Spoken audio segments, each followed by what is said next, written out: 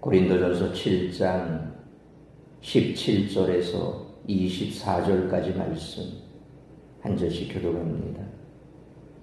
오직 주께서 각 사람에게 나눠주신 대로 하나님이 각 사람을 부르신 그대로 행하라. 내가 모든 교회에서 이와 같이 명하노라.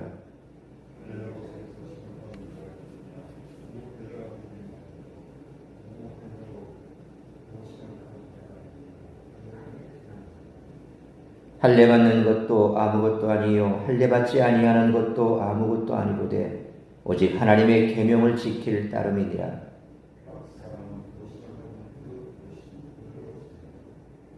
내가 종으로 있을 때에 부르심을 받았느냐 염려하지 말라. 그러나 내가 자유롭게 될 수 있거든 그것을 이용하라.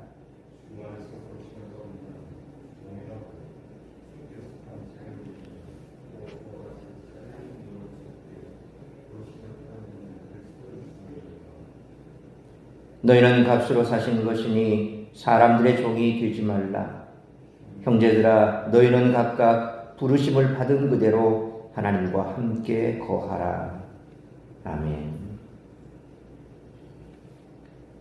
바울은 부르신 그대로 행하라고 오늘 본문에서 권면합니다. 이것은 결혼하지 않은 자는 그냥 독신으로 지내고 결혼한 자는 갈라서지 말라는 가르침을 연상시킵니다. 바울은 각각 부르심 받은 그 상태에서 주님을 위해 최선을 다해 살라는 교훈을 줍니다. 하나님의 성도를 부르실 때의 모습은 각각 다릅니다.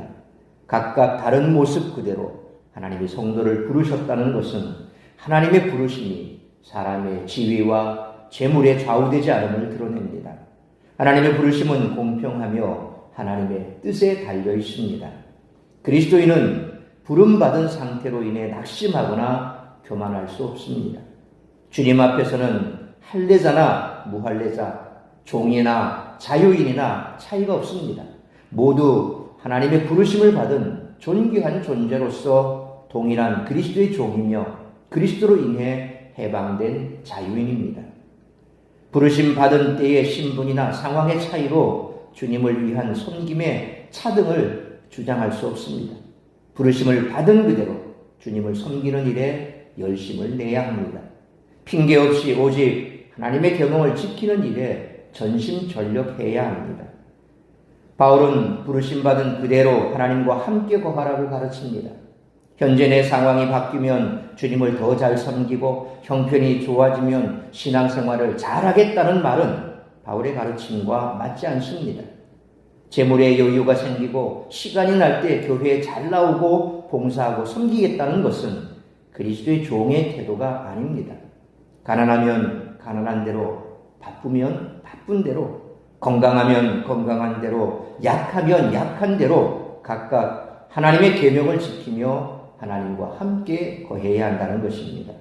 부르심을 받은 자들의 상황이 각각 달라도 동일한 것은 그들 모두가 주께 속한 자들이라는 것입니다. 종이라도 주께 속한 자유인이며 자유인이라도 그리스도의 종입니다. 모두가 그리스도가 값으로 사신 그리스도의 것이기 때문입니다. 성도는 그리스도의 종으로서 사람의 종이 되지 말아야 합니다. 바울은 앞에서 결혼에 대해 설명하며 결혼한 사람은 결혼한 대로, 독신은 독신 그대로 하나님을 섬기라고 가르쳤습니다.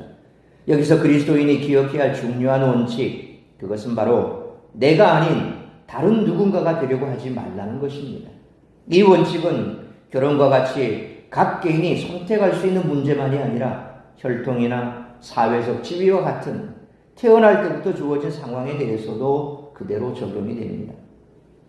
따라서 이와 같은 오늘 본문의 말씀을 통해 우리들이 깨달아야 할 것은 첫째로 17절에서 20절 말씀처럼 성도는 부르신 그대로 충성을 다해야 한다는 것입니다. 바울은 17절 말씀처럼 고린도 교인들에게 각 사람을 부르신 그대로 행하라고 말하며 이것이 고린도 교회만 적용될 문제가 아니라 모든 교회, 모든 믿는 사람들에게 적용되는 원칙이라고 가르칩니다. 바울은 이를 18절로 19절 말씀처럼 유대인과 이방인의 관계 문제와 연관시켜 설명합니다. 이것은 고린도 교회에서 할례나 노예 제도가 이슈였기 때문에 바울이 이 주제를 언급한 것이 아니라 부르심을 받은 그대로 지내라는 권면을 위한 예를 들고 있는 것입니다. 유대인들은 이방인이 하나님의 백성이 될 수 없다고 주장했습니다. 이방인이 하나님의 백성이 되기 위해서는 할례를 받고 율법을 지켜야 한다고, 다시 말해서 유대인이 되어야만 한다라고 주장했습니다. 유대인이 보기에 이방인은 저주받은 풍속 속에서 가증한 행동을 하며 부정한 음식을 먹는 자들이었습니다.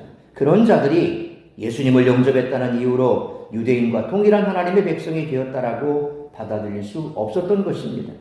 그러나 바울은 20절 말씀처럼 부르심을 받은 그 부르심 그대로 지내라고 가르칩니다. 이방 출신 성도는 자기가 이방인으로 태어난 것 역시 하나님의 은사라고 여겨야 했습니다. 이방인으로서 하나님 나라를 위해 더 잘할 수 있는 일이 있기 때문에 굳이 유대인이 되려고 할 필요가 없습니다. 반대의 경우도 마찬가지였습니다.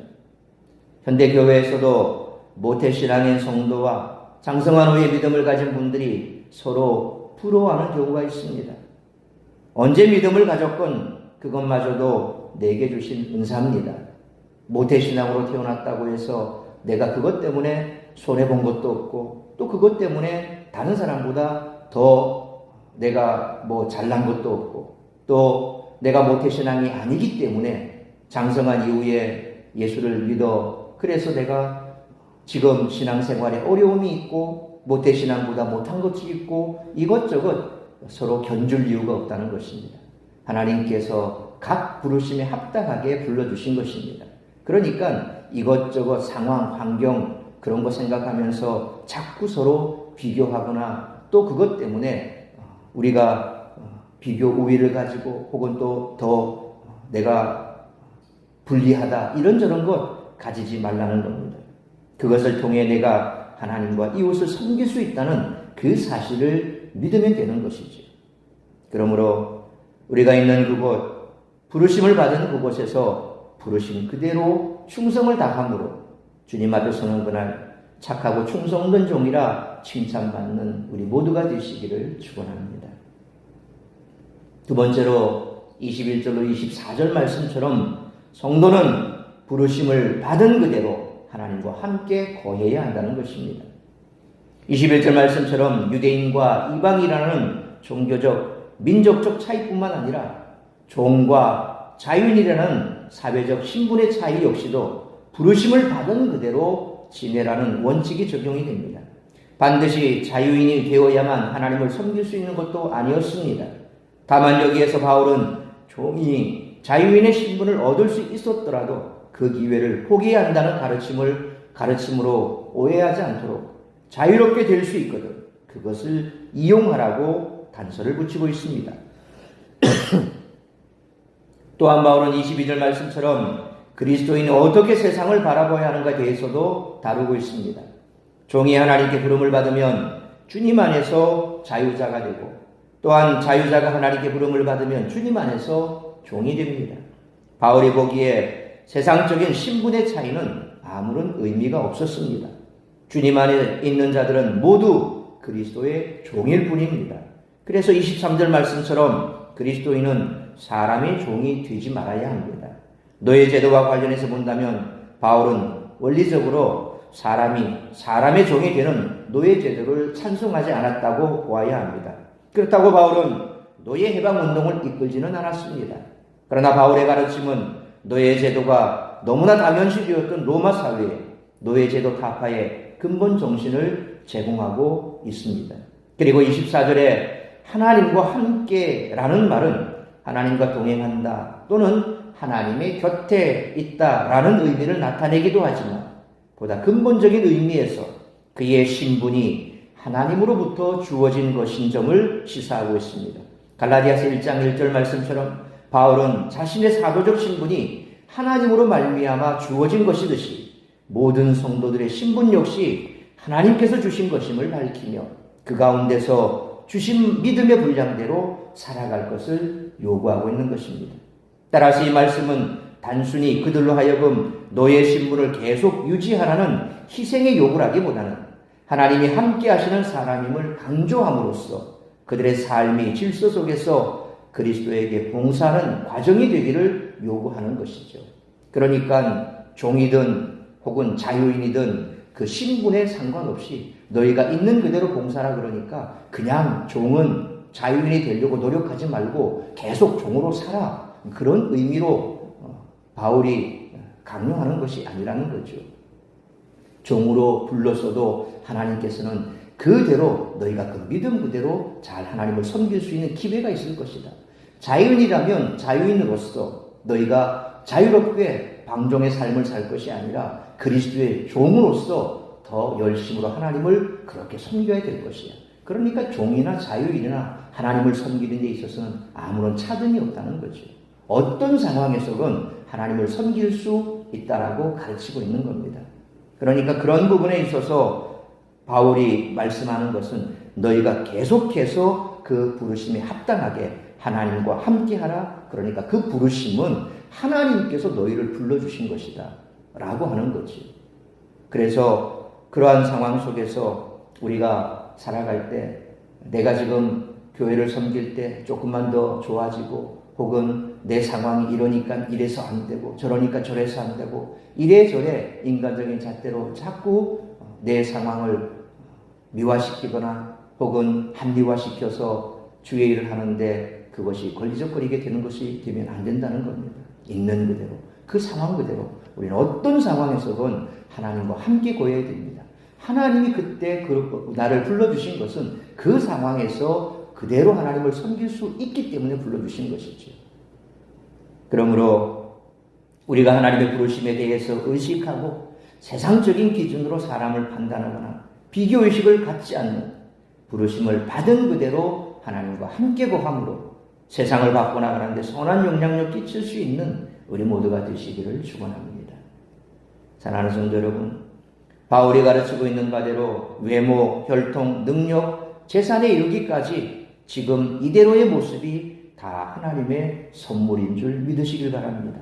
세상의 가치관을 따라 강해져야만, 부유해져야만 하나님의 일을 감당할 수 있을 것이라고 착각해서는 안 됩니다.